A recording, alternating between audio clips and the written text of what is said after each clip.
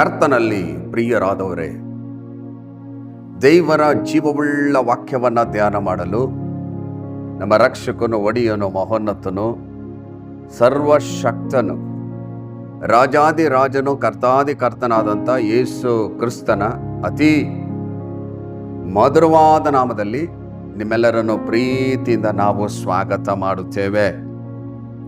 ಇಂದು ಧ್ಯಾನ ಮಾಡುವಂಥ ವಿಷಯ ಸರ್ವಶಕ್ತನಾದ ಮಹಿಮೆಯುಳ್ಳ ದೇವರು. ದೇವರು ಸರ್ವಶಕ್ತನಾಗಿದ್ದಾನೆ, ಮಹಿಮೆಯುಳ್ಳ ದೇವರಾಗಿದ್ದಾನೆ. ದೇವರ ಬಗ್ಗೆ ಸತ್ಯವೇದದಲ್ಲಿ ಬರೆಯಲ್ಪಟ್ಟಿದೆ. ಅದನ್ನ ಓದಿ ತಿಳುಕೊಂಡಾಗ ದೇವರ ಮಹಿಮೆಯನ್ನ ಕುರಿತು, ಶಕ್ತಿಯನ್ನ ಕುರಿತು, ದೇವರ ಕಾರ್ಯಗಳನ್ನ ಕುರಿತು ನೀವು ತಿಳುಕೊಂಡಾಗ ನೀವು ಈ ಲೋಕದಲ್ಲಿ ಧೈರ್ಯದಿಂದ ಜೀವನ ಮಾಡಲು ಸಾಧ್ಯ. ನೋಡ್ರಿ ಪ್ರಿಯರೇ, ಕೀರ್ತನೆಗಳ ಪುಸ್ತಕ 24ನೇ ಅಧ್ಯಾಯ 1-2 ವಚನದಲ್ಲಿ ಈ ರೀತಿಯಾಗಿ ಬರೆಯಲ್ಪಟ್ಟಿದೆ. ಭೂಮಿಯು ಅದರಲ್ಲಿರುವ ಸಮಸ್ತವು ಯೆಹೋವನದು, ಲೋಕವು ಅದರ ನಿವಾಸಿಗಳು ಆತನವೇ. ಆತನೇ ಅದರ ಅಸ್ಥಿವಾರವನ್ನು ಸಾಗರದ ಮೇಲೆ ಹಾಕಿದವನು, ಅದನ್ನು ಜಲರಾಶಿಗಳ ಮೇಲೆ ಸ್ಥಿರಪಡಿಸಿದವನು ಆತನೇ ಎಂಬುದಾಗಿ ಬರೆಯಲ್ಪಟ್ಟಿದೆ. ಕರ್ತನಲ್ಲಿ ಪ್ರೀತಿಯುಳ್ಳ ದೈವ ಜನರೇ, ನನ್ನ ಸಹೋದರ, ನನ್ನ ಸಹೋದರಿ, ಈ ವಾಕ್ಯವನ್ನು ಗಮನಿಸಿರಿ. ದೇವರು ಈ ಲೋಕವನ್ನು, ಈ ಭೂಮಿಯನ್ನು, ಅದರ ಅಸ್ಥಿವಾರವನ್ನು ಸಾಗರದ ಮೇಲೆ ಹಾಕಿದ್ದಾನಂತೆ, ಅದನ್ನು ಜಲರಾಶಿಗಳ ಮೇಲೆ ಸ್ಥಿರಪಡಿಸಿದ್ದಾನೆ. ಹಲ್ಲೆಲೂಯಾ! ದೇವರ ಪರಿಶುದ್ಧವಾದ ನಾಮಕ್ಕೆ ಸ್ತೋತ್ರವಾಗಲಿ. ದೇವರು ಮಹಿಮೆಯುಳ್ಳ ದೇವರು, ಸರ್ವಶಕ್ತನಾದ ದೇವರು. ಆತನ ಆಲೋಚನೆಯಲ್ಲಿ ದೊಡ್ಡವನು, ಕ್ರಿಯೆಗಳಲ್ಲಿ ಸರ್ವಶಕ್ತನಾಗಿದ್ದಾನೆ. ಈ ಪ್ರಪಂಚವನ್ನು, ಈ ಭೂಮಿಯನ್ನು ಆತನು ಸಾಗರದ ಮೇಲೆ ನಿಲ್ಲಿಸಿದ್ದಾನೆ. ಹಾಗಾದರೆ ದೇವರ ಶಕ್ತಿ ಎಷ್ಟು, ಆತನ ಮಹಿಮೆ ಎಷ್ಟು, ಇದನ್ನು ನಾವು ಹೇಳಿ ಮುಗಿಸಲು ಸಾಧ್ಯವೇ ಇಲ್ಲ. ವಾಕ್ಯದಲ್ಲಿ ನೋಡ್ತೇವೆ, ಭೂಮಿಯು ಅದರಲ್ಲಿರುವ ಸಮಸ್ತವು ಯೆಹೋವನದು, ಲೋಕವದರ ನಿವಾಸಿಗಳು ಆತನವೇ. ಭೂಮಿಯಲ್ಲಿ ಇರುವಂತ ಎಲ್ಲವನ್ನ, ಸಮಸ್ತವನ್ನ ದೇವರೇ ಸೃಷ್ಟಿ ಮಾಡಿದ್ದಾನೆ. ಆಕಾಶವನ್ನು, ಭೂಮಿಯನ್ನು, ಸೂರ್ಯ, ಚಂದ್ರ, ನಕ್ಷತ್ರವನ್ನು, ಕೋಟ್ಯಾಂತರ ಜೀವ ಜಂತುಗಳನ್ನು, ಪ್ರಾಣಿ ಪಕ್ಷಿಗಳನ್ನು, ಗಿಡ ಮರಗಳನ್ನು, ಸಮುದ್ರವನ್ನು, ಸಕಲವನ್ನ ಉಂಟು ಮಾಡಿದ ದೇವರು ಮಹೋನ್ನತ ದೇವರು.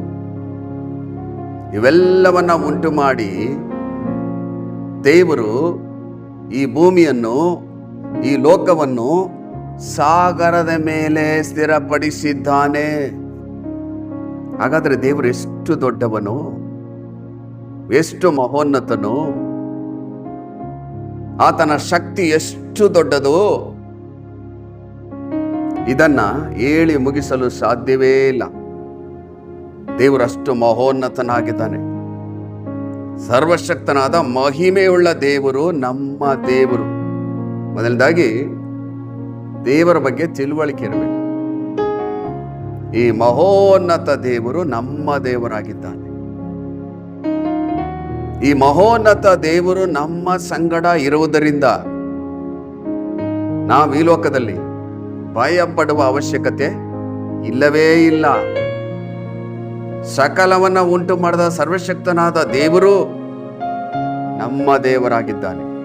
ನೀವು ಹೇಳ್ಬೇಕು, ಸಕಲವನ್ನ ಉಂಟು ಮಾಡಿದ ಸರ್ವಶಕ್ತನಾದ ದೇವರು, ಮಹಿಮೆಯುಳ್ಳ ದೇವರು ನನ್ನ ದೇವರು.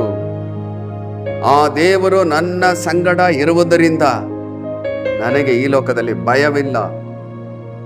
ಈ ಸಕಲವನ್ನ ಉಂಟು ಮಾಡಿದ ದೇವರು ನನಗೆ ತಂದೆಯಾದ ದೇವರಾಗಿದ್ದಾನೆ ಎಂಬುದಾಗಿ ನೀವು ಹೇಳುವಾಗ ನಿಮಗೆ ಸಂತೋಷವಾಗ್ತದೆ.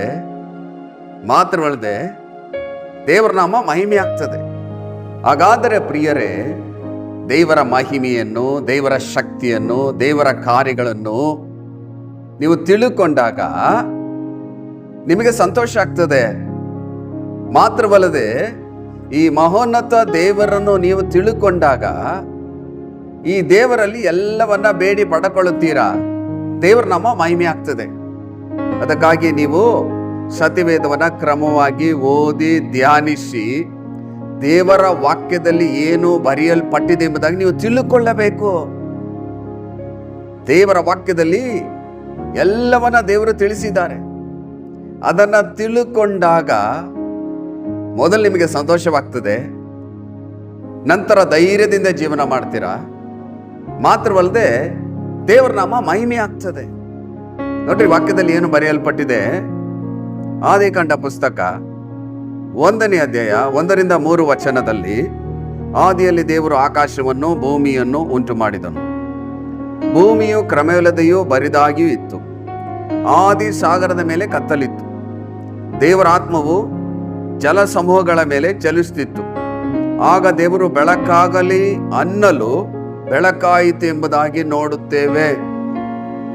ದೇವರು ಈ ಲೋಕವನ್ನ ಯಾವ ರೀತಿ ಸೃಷ್ಟಿ ಮಾಡಿದರೆಂಬುದಾಗಿ ಬರೆಯಲ್ಪಟ್ಟಿದೆ. ಆದಿಯಲ್ಲಿ ದೇವರು ಆಕಾಶವನ್ನು ಭೂಮಿಯನ್ನು ಉಂಟು ಮಾಡಿದನು. ಭೂಮಿಯು ಕ್ರಮವಿಲ್ಲದೆಯೂ ಬರಿದಾಗಿಯೂ ಇತ್ತು ಎಂಬುದಾಗಿ ವಾಕ್ಯದಲ್ಲಿ ನೋಡುತ್ತೇವೆ. ಕ್ರಮವಿಲ್ಲದೆ ಬರಿದಾಗಿ ಇತ್ತು. ಆದಿ ಸಾಗರದ ಮೇಲೆ ಕತ್ತಲಿತ್ತು ಎಂಬುದಾಗಿ ನೋಡುತ್ತೇವೆ. ಅಲ್ಲಿ ಕ್ರಮವಿಲ್ಲದಾಗಿಯೂ ಬರಿದಾಗಿಯೂ ಇತ್ತು. ಆದಿ ಸಾಗರದ ಮೇಲೆ ಕತ್ತಲಿತ್ತು. ಈಗ ದೇವರು ಬೆಳಕಾಗಲಿ ಅನ್ನಲು ಬೆಳಕಾಯಿತು. ದೇವರಾತ್ಮನು ಚಲಿಸುವಾಗ ದೇವರು ಬೆಳಕಾಗಲಿ ಎಂಬುದಾಗಿ ಹೇಳುವಾಗಲೇ ಬೆಳಕಾಯಿತು. ನಂತರ ದೇವರು ಎಲ್ಲವನ್ನ ಬಾಯ ಮಾತಿನಿಂದ ಉಂಟು ಮಾಡಿದರು. ದೇವರು ಸರ್ವಶಕ್ತನು, ಮಹಿಮೆಯುಳ್ಳ ದೇವರಾಗಿದ್ದಾನೆ. ದೇವರ ಬಾಯಿಂದ ಹೊರಟಂತ ಮಾತುಗಳು ಕಾರ್ಯ ಸಾಧನೆ ಮಾಡುತ್ತದೆ. ದೇವರ ಬಗ್ಗೆ ತಿಳುವಳಿಕೆ ಇರಬೇಕು. ದೇವರು ಎಲ್ಲವನ್ನ ಉಂಟು ಮಾಡಿದ್ದಾರೆ. ಈ ಲೋಕವನ್ನು, ಈ ಭೂಮಿಯನ್ನು ಆದಿ ಸಾಗರದ ಮೇಲೆ ನಿಲ್ಲಿಸಿದ್ದಾರೆ. ಎಷ್ಟು ದೊಡ್ಡ ದೇವರು! ಈ ದೇವರನ್ನ ತಿಳುಕೊಳ್ಳಬೇಕು. ಹಾಗಾದರೆ ಪ್ರಿಯರೇ, ನಿಮ್ಮ ಜೀವಿತದಲ್ಲಿ ಕ್ರಮವಿಲ್ಲದೆ ಬರಿದಾಗಿರಬಹುದು. ನೀವು ವೇದನೆ ಪಡ್ತಿರಬಹುದು. ಬರಿದಾಗಿರುವಂತಹ ಸ್ಥಳದಲ್ಲಿ, ಕ್ರಮವಿಲ್ಲದೆ ಇರುವಂತಹ ಸ್ಥಳದಲ್ಲಿ ಎಲ್ಲವನ್ನ ಉಂಟು ಮಾಡಿದ ಮಹೋನ್ನತ ದೇವರು ಬರಿದಾದ ನಿಮ್ಮ ಜೀವಿತವನ್ನು ಆಶೀರ್ವಾದ ಮಾಡಲು ಈತನು ಶಕ್ತನಾಗಿದ್ದಾನೆ. ಇದನ್ನ ಮೊದಲು ನೀವು ತಿಳ್ಕೊಳ್ಳಬೇಕು. ನನ್ನ ದೇವರು ಎಷ್ಟು ಮಹೋನ್ನತನು, ಸರ್ವಶಕ್ತನೆಂಬುದಾಗಿ ನಿಮ್ಮ ಮನಸ್ಸಿಗೆ ಬರಬೇಕು. ದೇವರ ಕೈಯಲ್ಲಿ ಆಗದ ಕಾರ್ಯ ಒಂದೂ ಇಲ್ಲ. ನೋಡ್ರಿ, ವಾಕ್ಯದಲ್ಲಿ ಏನು ಬರೆಯಲ್ಪಟ್ಟಿದೆ? ಯೆಶಾಯನ ಪ್ರವಾದನ ಗ್ರಂಥ 44ನೇ ಅಧ್ಯಾಯ 24ನೇ ವಚನದಲ್ಲಿ, ನಾನೇ ಸರ್ವ ಕಾರ್ಯಕರ್ತನಾದ ಯೆಹೋವನು, ನಾನೊಬ್ಬನೇ ಗಗನ ಮಂಡಲವನ್ನು ಅರವಿ ಭೂಮಂಡಲವನ್ನು ವಿಸ್ತರಿಸುವವನಾಗಿದ್ದೇನೆಂಬುದಾಗಿ ದೇವರು ಹೇಳ್ತಾ ಇದ್ದಾರೆ. ನಾನೇ ಸರ್ವ ಕಾರ್ಯಕರ್ತನಾದ ಯೆಹೋವನು. ಸರ್ವ ಕಾರ್ಯಕರ್ತನಾದ ದೇವರು. ಈತನ ಕೈಯಲ್ಲಿ ಆಗದ ಕಾರ್ಯ ಒಂದೂ ಇಲ್ಲ. ಈತನ ಆಲೋಚನೆಯಲ್ಲಿ ದೊಡ್ಡವನು, ಕ್ರಿಯೆಗಳಲ್ಲಿ ಸರ್ವಶಕ್ತನು. ಸರ್ವ ಕಾರ್ಯಕರ್ತನಾದ ಯೆಹೋವನು, ನಾನೊಬ್ಬನೇ ಗಗನ ಮಂಡಲವನ್ನು ಅರವಿ ಭೂಮಂಡಲವನ್ನು ವಿಸ್ತರಿಸುವವನಾಗಿದ್ದೇನೆ. ಸಕಲವನ್ನ ಉಂಟು ಮಾಡಿದ ದೇವರು. ಈ ದೇವರ ಬಗ್ಗೆ ತಿಳುವಳಿಕೆ ಇರಬೇಕು. ಅನೇಕ ಜನರು ದೇವರ ಬಗ್ಗೆ ತಿಳುವಳಿಕೆ ಇಲ್ಲದೆ ಭಯ ಪಡ್ತಾರೆ, ವೇದನೆ ಪಡ್ತಾರೆ, ದುಃಖಿಸ್ತಾರೆ, ಚಿಂತಿಸ್ತಾರೆ. ಈತನು ಮಹೋನ್ನತ ದೇವರು. ಪರಲೋಕದಲ್ಲಿ ಸಿಂಹಾಸನದಲ್ಲಿ ಆಸೀನಾರೂಢನಾಗಿರುವಂತ ದೇವರು. ಕೋಟ್ಯಾನುಕೋಟಿ ದೇವದೂತರ ಮಧ್ಯದಲ್ಲಿ ವಾಸ ಮಾಡುವ ದೇವರು. ಕೆರೂಬಿಗಳ ಮಧ್ಯದಲ್ಲಿ, ಸರಾಫಿಯರ ಮಧ್ಯದಲ್ಲಿ ವಾಸ ಮಾಡುವ ಮಹೋನ್ನತ ದೇವರು. ಬೆಳಕನ್ನು ವಸ್ತ್ರವಾಗಿ ಹೊದ್ದುಕೊಂಡಿರುವ ದೇವರು. ಈತನು ಸರ್ವಶಕ್ತನು, ಈತನು ಮಹೋನ್ನತನು, ಈತನು ರಾಜಾದಿ ರಾಜನು, ಕರ್ತಾದಿ ಕರ್ತನು, ನಮ್ಮ ದೇವರು ಆಗಿದ್ದಾರೆ. ಇದನ್ನು ಹೇಳುವಾಗ ಎಷ್ಟು ಸಂತೋಷ ಆಗ್ತದೆ. ಈ ಲೋಕದಲ್ಲಿ ಯಾವುದಕ್ಕೂ ಭಯಪಡುವಂತ ಅವಶ್ಯಕತೆ ಇಲ್ಲ. ನೀವು ಹೇಳಬೇಕು, ಈ ಲೋಕದಲ್ಲಿ ನಾನು ಭಯಪಡುವುದಿಲ್ಲ, ಸರ್ವಶಕ್ತನಾದ ದೇವರು ನನ್ನ ಸಂಗಡ ಇದ್ದಾನೆ, ಸಕಲವನ್ನ ಉಂಟು ಮಾಡಿದ ದೇವರು ನನ್ನ ಸಂಗಡ ಇದ್ದಾನೆ, ಆತನು ನನ್ನ ಸಂಗಡ ಇರುವುದರಿಂದ ಈ ಲೋಕದ ಜೀವಿತವೆಲ್ಲ ಅದ್ಭುತಕರವಾಗಿ ನನ್ನ ನಡೆಸ್ತಾನೆ ಎಂಬುದಾಗಿ ನೀವು ನಂಬಬೇಕು. ಸರ್ವಶಕ್ತನಾದ ದೇವರು ನನ್ನ ಸಂಗಡ ಇದ್ದಾನೆ ಎಂಬುದಾಗಿ ನಿಮ್ಮ ಮನಸ್ಸಿಗೆ ಬರಬೇಕು. ನಿಮ್ಮ ಮನಸ್ಸಿಗೆ ಬಂದಾಗ ಮೊದಲು ನಿಮಗೆ ಸಂತೋಷ ಆಗ್ತದೆ, ಧೈರ್ಯ ಬರ್ತದೆ. ನಂತರ ನೀವು ಪ್ರಾರ್ಥನೆ ಮಾಡಿ ಎಲ್ಲ ಆಶೀರ್ವಾದಗಳನ್ನು ಹೊಂದಿಕೊಳ್ತೀರಾ. ನೋಡ್ರಿ ಪ್ರಿಯರೇ, ಯೆಶಾಯನ ಪ್ರವಾದನ ಗ್ರಂಥ 66ನೇ ಅಧ್ಯಾಯ 1 ಮತ್ತು 2 ವಚನದಲ್ಲಿ ಈ ರೀತಿಯಾಗಿ ಬರೆಯಲ್ಪಟ್ಟಿದೆ. ಯೆಹೋವನು ಹೀಗನ್ನುತ್ತಾನೆ, ಆಕಾಶವು ನನಗೆ ಸಿಂಹಾಸನ, ಭೂಮಿಯು ನನಗೆ ಪಾದಪೀಠ.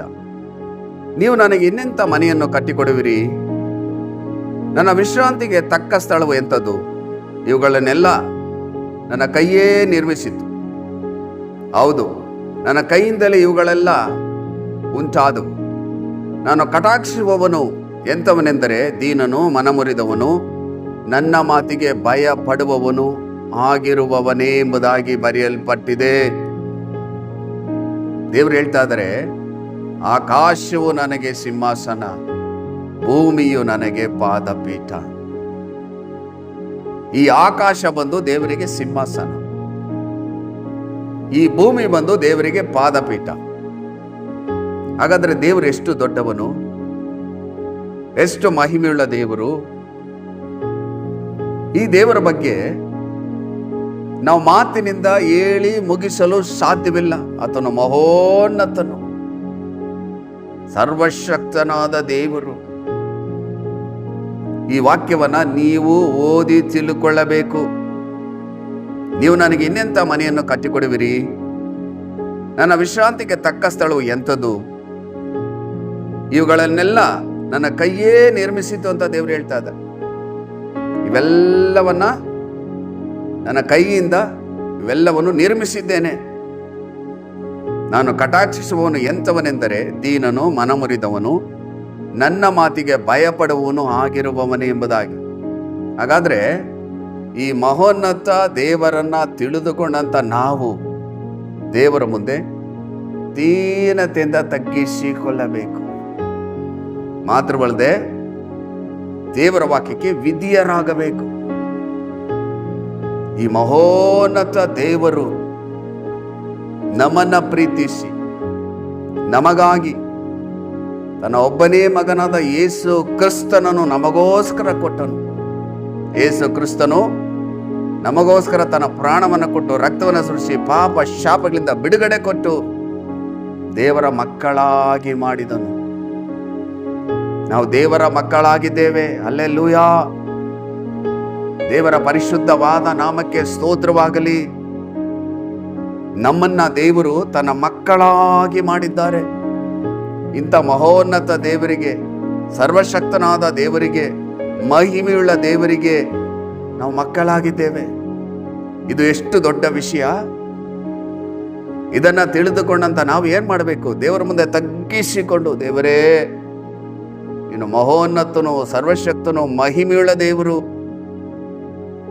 ನೀವು ನಮಗೆ ತಂದೆ ಆಗಿದ್ದೀರಿ. ನಿಮಗೆ ಕೋಟಿ ಕೋಟಿ ಸ್ತೋತ್ರ. ಇಷ್ಟು ದೊಡ್ಡ ದೇವರು, ಶಕ್ತಿಯುಳ್ಳ ದೇವರು, ಆಲೋಚನೆಯಲ್ಲಿ ದೊಡ್ಡವನು, ಕ್ರಿಯೆಗಳಲ್ಲಿ ಸರ್ವಶಕ್ತನಾದ ದೇವರು ನಮಗೆ ತಂದೆಯಾಗಿರುವುದರಿಂದ ನಾನು ಈ ಲೋಕದಲ್ಲಿ ಭಯಪಡುವುದಿಲ್ಲ.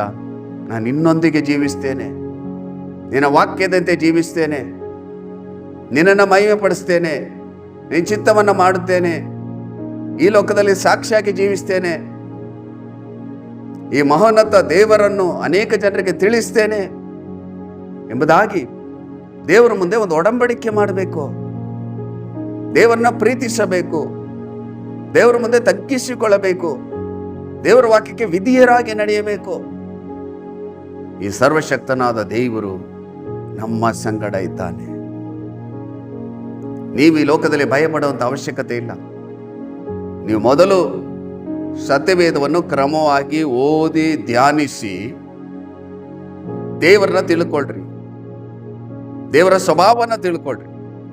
ಈ ಮಹೋನ್ನತ ದೇವರು, ಕನಿಕರುಳ್ಳ ದೇವರು, ದಯವುಳ್ಳ ದೇವರು, ದೀರ್ಘ ಶಾಂತನು, ಸಾವಿರಾರು ತಲೆಮಾರುಗಳವರೆಗೆ ದಯ ತೋರಿಸುವ ದೇವರು, ನಮ್ಮನ್ನು ಮನ್ನಿಸುವ ದೇವರು, ಸಹಿಸುವ ದೇವರು, ಪೋಷಿಸುವ ದೇವರು, ಸಂತೈಸುವ ದೇವರು, ಆದರಿಸುವ ದೇವರು, ಆಶೀರ್ವಾದ ಮಾಡುವ ದೇವರು, ಈ ಲೋಕದ ಜೀವಿತವೆಲ್ಲ ಮುನ್ನಡೆಸುವ ದೇವರಾಗಿದ್ದಾನೆ. ಈ ದೇವರನ್ನು ನೀವು ಪ್ರೀತಿಸಬೇಕು, ಗೌರವಿಸಬೇಕು, ಆರಾಧಿಸಬೇಕು, ದೇವರ ವಾಕ್ಯಕ್ಕೆ ವಿಧಿಯರಾಗಿರಬೇಕು. ಈ ಮಹೋನ್ನತ ದೇವರು ಪರಿಶುದ್ಧನಾಗಿದ್ದಾನೆ. ನೀವು ಪರಿಶುದ್ಧರಾಗಿ ಜೀವನ ಮಾಡಬೇಕು. ಈ ದೇವರು ನೀತಿ ಉಳ್ಳವನಾಗಿದ್ದಾನೆ. ನೀವು ನೀತಿಯಲ್ಲಿ ನಡೆಯಬೇಕು. ಈ ದೇವರು ಸತ್ಯವುಳ್ಳ ದೇವರಾಗಿದ್ದಾನೆ. ಸತ್ಯದಲ್ಲಿ ನಡೆಯಬೇಕು. ದೇವರು ಕರುಣೆ ಉಳ್ಳವನಾಗಿದ್ದಾನೆ. ಆತನ ಸ್ವಭಾವ, ಆತನ ಗುಣ ನಿಮ್ಮಲ್ಲಿರಬೇಕು. ಇದನ್ನೇ ದೇವರು ಎದುರು ನೋಡ್ತಿದ್ದಾರೆ. ಕರ್ತನಲ್ಲಿ ಪ್ರೀತಿಯುಳ್ಳ ದೈವ ಜನರೇ, ನನ್ನ ಸಹೋದರ, ನನ್ನ ಸಹೋದರಿ, ದೇವರು ಈ ವಾಕ್ಯದ ಮೂಲಕವಾಗಿ ನಿಮ್ಮೊಟ್ಟಿಗೆ ಮಾತನಾಡುವಾಗ ಸರ್ವಶಕ್ತನಾದ ಮಹಿಮೆಯುಳ್ಳ ದೇವರಿಗೆ ವಿಧಿಯರಾಗರಿ. ದೇವರ ವಾಕ್ಯದಂತೆ ಜೀವಿಸಿರಿ. ದೇವರೇ, ನನ್ನಲ್ಲಿ ನಿನ್ನ ಚಿತ್ತ ಏನು? ನನ್ನನ್ನು ನಿನ್ನ ಮಗುವಾಗಿ ಮಾಡಿದ್ದೀರಿ, ನಿನ್ನ ಮಕ್ಕಳಾಗಿ ಮಾಡಿದ್ದೀರಿ. ನಿನ್ನ ಚಿತ್ತವನ್ನ ನನ್ನಲ್ಲಿ ನೆರವೇರಿಸಿರಿ ಎಂಬುದಾಗಿ ನಿಮ್ಮನ್ನು ದೇವರಿಗೆ ಸಮರ್ಪಣೆ ಮಾಡಬೇಕು. ಇದು ಬಹಳ ಪ್ರಾಮುಖ್ಯವಾದಂಥ ವಿಷಯವಾಗಿದೆ. ದೇವರ ಬಗ್ಗೆ ನೀವು ತಿಳ್ಕೊಂಡು ದೇವರಿಗೆ ನಿಮ್ಮನ್ನು ಸಮರ್ಪಣೆ ಮಾಡಬೇಕು.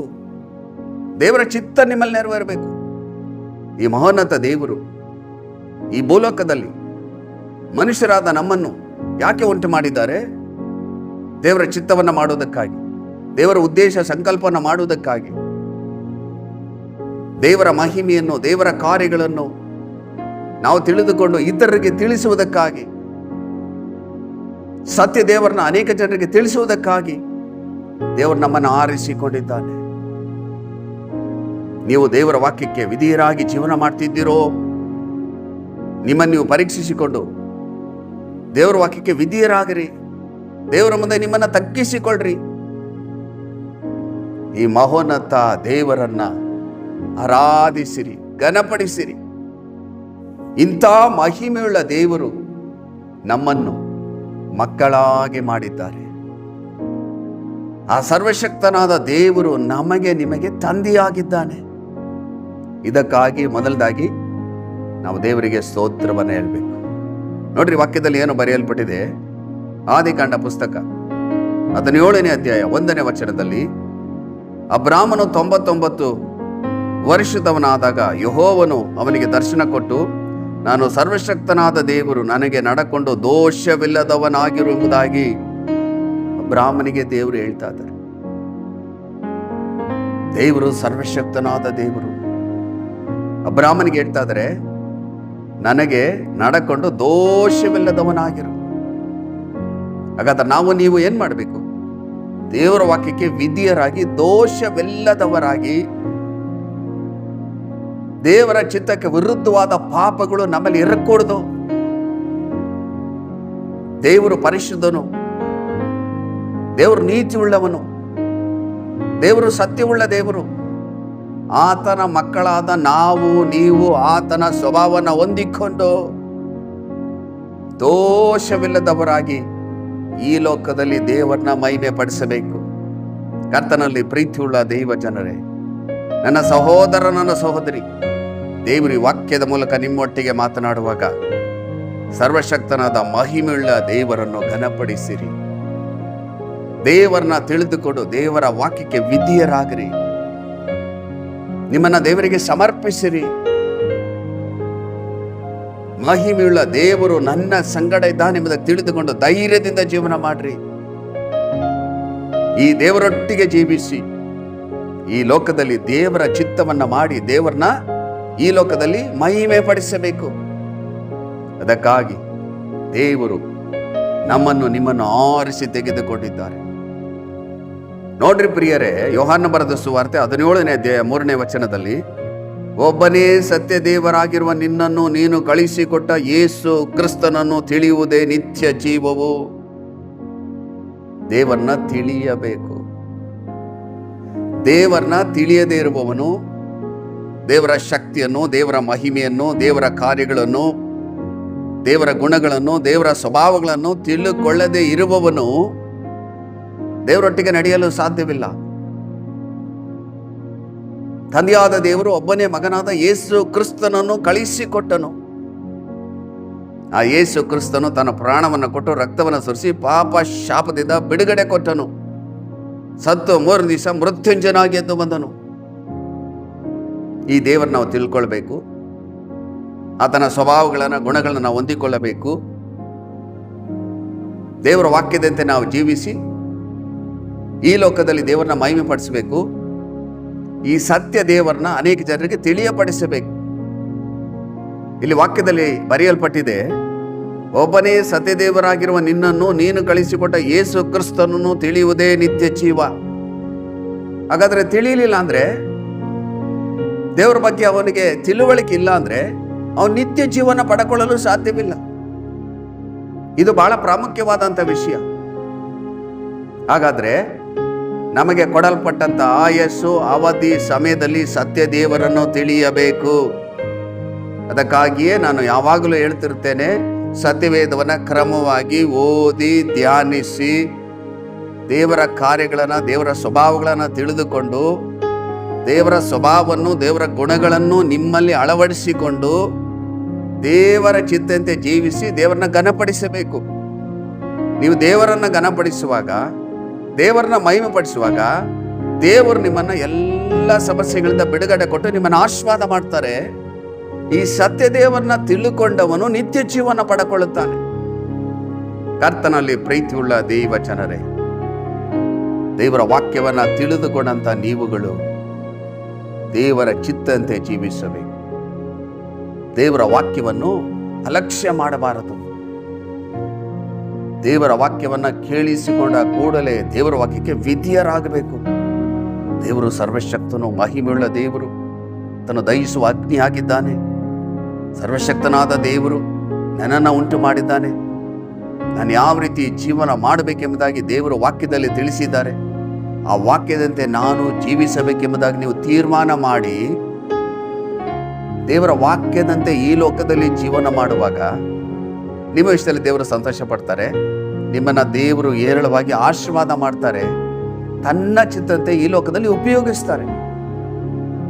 ದೇವರ ವಾಕ್ಯವನ್ನ ಕೇಳಿಸಿಕೊಂಡಂತ ನೀವುಗಳು ದೇವರಿಗೆ ಸಮರ್ಪಣೆ ಮಾಡಿ, ಮಹಿಮೆಯುಳ್ಳ ದೇವರೇ, ಸರ್ವಶಕ್ತನಾದ ದೇವರೇ, ನಾನು ನಿನಗಾಗಿ ಜೀವಿಸ್ತೇನೆ.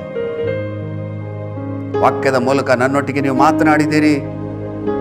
ನಿನ್ನ ವಾಕ್ಯದಂತೆ ನಾನು ನಡೆಯುತ್ತೇನೆ, ನನಗೆ ಸಹಾಯ ಮಾಡ್ರಿ ಎಂಬುದಾಗಿ ಸಮರ್ಪಣೆ ಮಾಡಿ ನೀವು ಪ್ರಾರ್ಥನೆ ಮಾಡುವಾಗ ನಿಮ್ಮ ಸಮಸ್ಯೆಗಳಿಂದ, ಹೋರಾಟಗಳಿಂದ, ಕಷ್ಟಗಳಿಂದ, ನಷ್ಟಗಳಿಂದ ಬಿಡುಗಡೆ ಕೊಟ್ಟು ದೇವರು ನಿಮ್ಮನ್ನು ಆಶೀರ್ವಾದ ಮಾಡ್ತಾರೆ. ಬನ್ನಿ ಪ್ರಿಯರೇ, ಸಮರ್ಪಣೆ ಮಾಡಿ ಪ್ರಾರ್ಥನೆ ಮಾಡೋಣ.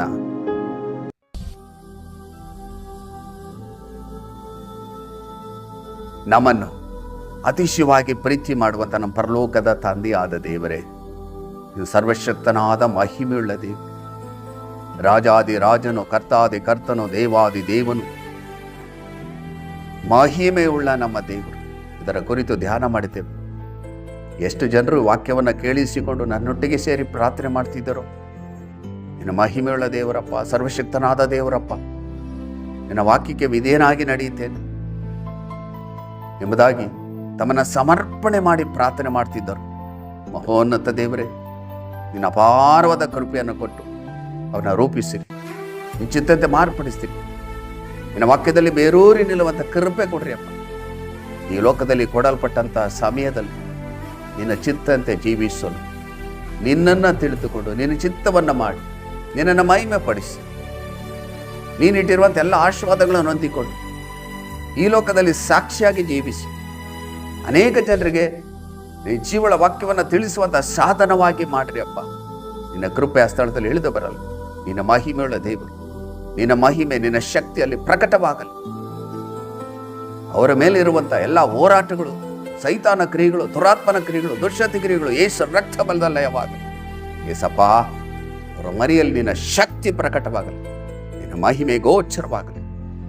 ದೇವರಾತ್ಮನ ಚಲಿಸುವಾಗ ನೀವು ಬೆಳಕಾಗಲಿ ಅನ್ನಲು ಬೆಳಕಾಯಿತು. ಅದೇ ರೀತಿಯಲ್ಲಿ ಎಷ್ಟು ಜನ ನನ್ನೊಟ್ಟಿಗೆ ಸೇರಿ ಪ್ರಾರ್ಥನೆ ಮಾಡ್ತಿದ್ರು, ಆ ಸ್ಥಳದಲ್ಲಿ ದೇವರಾತ್ಮನ ಚಲಿಸಲಿ, ಅಲ್ಲಿ ಪಾಪ ನೀಗಿ ಹೋಗಲಿ, ಕಷ್ಟ, ಕಣ್ಣೀರು, ಬಾಧೆ, ಬಡತನ, ಸಾಲ, ಹೋರಾಟ ನೀಗಿ ಹೋಗಲಿ. ಯೇಸು ನಾಮದಲ್ಲಿ ನಿನ್ನ ಶಕ್ತಿ ಪ್ರಕಟವಾಗಲಿ, ನಿನ್ನ ಮಹಿಮೆ ಗೋಚರವಾಗಲಿ. ಕರ್ತನೆ, ಈ ಜೀವಳ ವಾಕ್ಯ ಅವರ ಜೀವಿತದಲ್ಲಿ 100ರಷ್ಟು ಕಾರ್ಯ ಈಗಲೇ ಅದನ್ನು ಮಾಡಿದ್ದಕ್ಕಾಗಿ ಸ್ತೋತ್ರ ಸ್ತೋತ್ರ. ಯೇಸುವಿನ ಮೂಲಕ ಸ್ತೋತ್ರವನ್ನು ಸಮರ್ಪಿಸಿ ತೀನಿ ತಿಂದಲು ತಾಳ್ಮೆಂದಲು ಬೇಡಿ ಹೊಂದಿದ್ದೇವೆ ನಿಮ್ಮ ಜೀವುಳ್ಳ ತಂದೆಯೇ, ಆಮೇನ್. ಆಮೇನ್. ಕರ್ತನಲ್ಲಿ ಪ್ರಿಯರಾದವರೇ, ದೇವರ ಜೀವವುಳ್ಳ ವಾಕ್ಯವನ್ನು ಕೇಳಿಸಿಕೊಂಡಿದ್ದೀರಿ. ನಾವು ಆರಾಧನೆ ಮಾಡುವಂಥ ದೇವರು ಸರ್ವಶಕ್ತನಾದ ಮಹಿಮೆಯುಳ್ಳ ದೇವರು. ಈ ದೇವರ ಬಗ್ಗೆ ನೀವು ತಿಳ್ಕೊಳ್ಳಲು ಸತ್ಯವೇದನ ಕ್ರಮವಾಗಿ ಓದಿ ಧ್ಯಾನಿಸಿರಿ, ಪ್ರಾರ್ಥಿಸಿರಿ. ದೇವರು ನಿಮ್ಮ ಜೀವಿತದಲ್ಲಿ ಅನೇಕ ಅದ್ಭುತಗಳನ್ನು, ಅತಿಶಯಗಳನ್ನು ಮಾಡ್ತಾರೆ. ಈ ಲೋಕದಲ್ಲಿ ಸಾಕ್ಷಿಯಾಗಿ ಜೀವಿಸಿರಿ. ಇನ್ನೊಂದು ಅಮೂಲ್ಯವಾದ ವಾಕ್ಯದೊಟ್ಟಿಗೆ ನಿಮ್ಮನ್ನು ಸಂಧಿಸುವವರೆಗೂ ದೇವರ ಕೃಪೆ, ದೇವರ ಶಾಂತಿ, ದೇವರ ಸಮಾಧಾನ, ಪರಿಶುದ್ಧಾತ್ಮನ ಆಳ್ವಿಕೆ, ಪರಿಶುದ್ಧಾತ್ಮನ ಒಡೆತನ ನಿಮ್ಮೊಂದಿಗಿರಲಿ. ದೇವರು ತನ್ನ ಚಿತ್ತಂತೆ ನಿಮ್ಮನ್ನು ಹೇರಳವಾಗಿ ಆಶೀರ್ವದಿಸಲಿ. God bless you.